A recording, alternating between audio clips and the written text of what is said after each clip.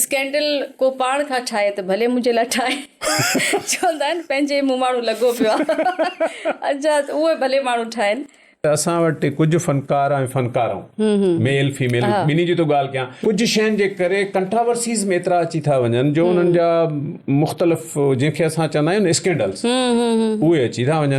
त हेतिरो अर्सो थियो आहे तव्हांखे पंहिंजी फील्ड में तव्हां कंहिं कंट्रावर्सी में तव्हां कंहिं स्कैंडल में न हुयो?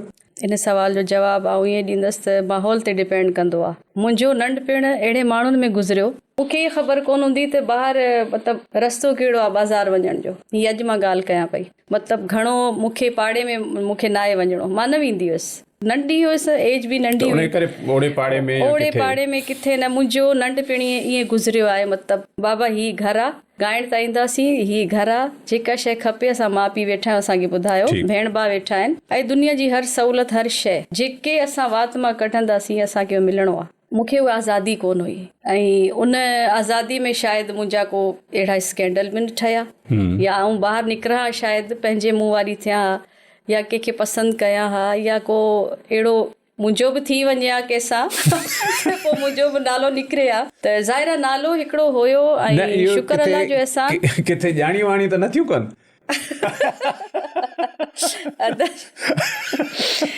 स्कैंडल को पाण खां ठाहे त भले मुंहिंजे लाइ ठाहे चवंदा आहिनि पंहिंजे मुंहुं माण्हू लॻो पियो आहे अच्छा उहे भले माण्हू ठाहिनि। पर अल्हम्दुलिल्लाह मां जॾहिं वॾी थियसि त मुंहिंजी हिकिड़ी इहा सोच हूंदी हुई त बसि शादी करणी आहे, निकाह करिणो आहे, उहो हिकिड़ो ई घर वारो हूंदो